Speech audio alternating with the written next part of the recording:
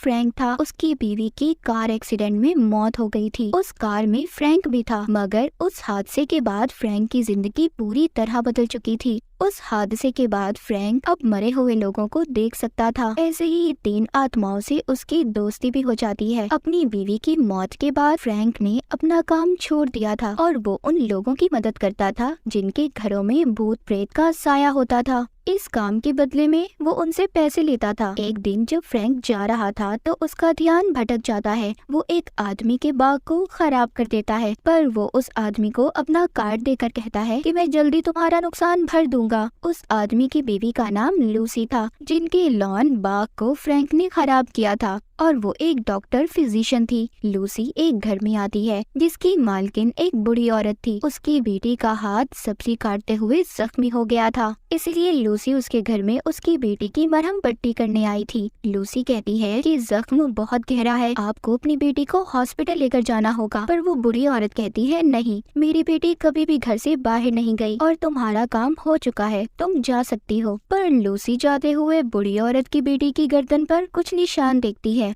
और पूछती है कि तुम्हारे साथ ये किसने किया, बताओ मुझे। पर वो कुछ नहीं बताती और वो बुढ़ी औरत उसको अपने घर से जाने का कहती है। खैर, अब लूसी अपने घर आ गई थी। रात को जब वो अपने हस्बैंड के साथ घर पर थी तभी सब कुछ अजीब होने लगता है। उसका बेड हवा में उड़ रहा था और घर की भी सारी चीजें हिलना शुरू हो जाती हैं। लूसी उसको देखकर समझ गई थी कि उसके घर में किसी भूत का साया है। अब ये कॉल करके फ्रैंक को बुलाती है। वो आकर कहता है कि मुझे तो ऐसा लग रहा है कि तुम्हारे घर में बहुत ही खतरनाक भूत का साया है, लेकिन मैं इस भूत को बड़ी आसानी से निकाल दूंगा और इसकी मेरी फीस है। पर तुम फिक्र नहीं करो, मैं तुमसे फीस भी नहीं लूंगा और जो मुझसे तुम्हारा लॉन खराब हुआ था उसके बदले मैं तुम्हारा ये काम कर दूंगा। मगर जब वो यहाँ पर लूसी के हस्बैंड से बात कर रहा था तो उसके माथे पर वो 37 नंबर लिखा हुआ देखता है। फ्रैंक उससे पूछता है कि तुम्हारे माथे पर ये कैसा नंबर है, पर वो उसको कुछ नहीं बताता और घर से जाने का कहता है। तभी लूसी के घर पर एक साया उभरता है। उधर दूसरी तरफ हमें पता चलता है कि फ्रैंक ने जानबूझकर उन आत्माओं को लूसी के घर पर भेजा था जो उसके दोस्त थे, ताकि उसे उसका नुकसान ना भरना पड़े जो उसने सुबह उसके घर पर किया था। अगले दिन फ्रैंक जब जा रहा था तो अपनी तरफ आता हुआ लूसी के हस्बैंड को देखता है, पर वो असल नहीं था, वो तो सिर्फ उसकी आत्मा थी। वो आकर फ्रैंक से टकरा जाता है जिससे दोनों गिर गए थे। वो कहता है, फ्रैंक मुझे बचा लो, वो लोग मुझे दफनाने वाले हैं। फ्रैंक कहता है, जाहिर है तुम मर चुके हो तो वो लोग तुम्हें दफनाएंगे ही। फ्रैंक उस जगह पर जाता है जहाँ पर सब लूसी के हस्बैंड को दफना रहे थे। लूसी फ्रैंक के पास आती है और उससे कहती है, क्या तुम मेरे हस्बैंड की आत्मा को देख सकते हो? अब ये दोनों एक होटल में जाते हैं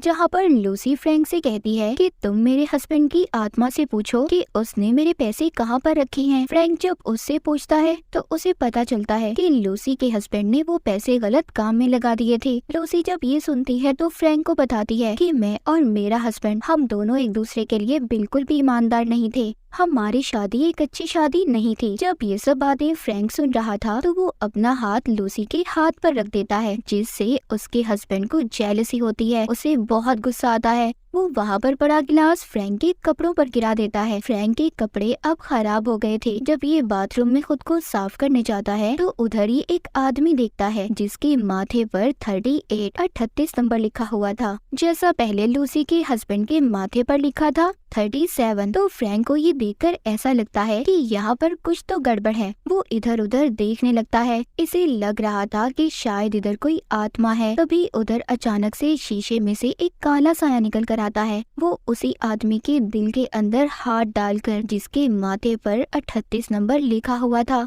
उसका दिल निकाल लेता है। फ्रैंक भी छुपकर ये सब देख रहा था। वो आदमी जो मर चुका था, उसकी आत्मा बाहर आती है। उसके सामने एक दूसरी दुनिया का दरवाजा खुलता है। उसकी आत्मा उसके अंदर चली जाती है। दूसरी तरफ फ्रैंक भी उस काले साए का पीछा करने की कोशिश कर रहा था। वो ये समझ गया था कि जितने भी लोगों की मौत हुई है वो इस काले साए की वजह से ही है, पर वो उसको नहीं पकड़ पाता। उधर लूसी को पुलिस स्टेशन में लाया जाता है क्योंकि पुलिस को अब फ्रैंक पर शक हो रहा था। उन्हें लग रहा था कि जितने भी लोग मरे हैं सबके पीछे फ्रैंक का हाथ है, क्योंकि उस जगह पर फ्रैंक भी मौजूद था। इसीलिए वो लूसी को बुलाकर सारी बात पूछते हैं। वहाँ पर एक FBI का एजेंट था। वो लूसी को कहानी बताता है कहता है कि जब फ्रैंक अपना घर बना रहा था तो इसी बीच उसकी अपनी बीवी के साथ लड़ाई हो गई। वो अपनी कार में दोनों जा रहे थे, उनका एक्सीडेंट हो गया। उसकी बीवी के माथे पर 13 नंबर लिखा हुआ था। फ्रैंक हमेशा अपने साथ एक चाकू रखता था जो हमें आज तक नहीं मिला,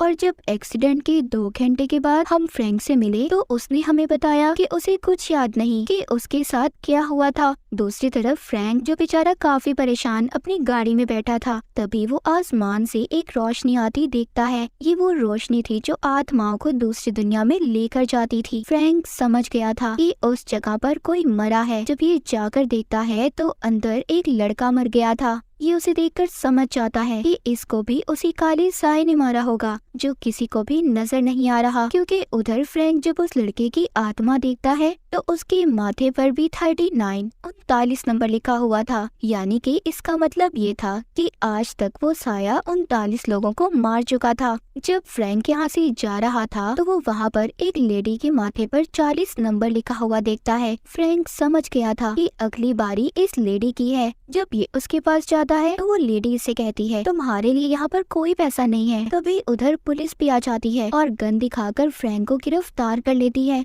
क्योंकि जब पहले बाथरूम में आदमी मरा था उधर भी फ्रैंक था और यहाँ पर भी। लेकिन अचानक से वो काला साया फिर से आ गया था जो उस रिपोर्टर को मारने की कोशिश कर रहा था। पर यहाँ पर जो फ्रैंक की आत्माएं दोस्त थी उन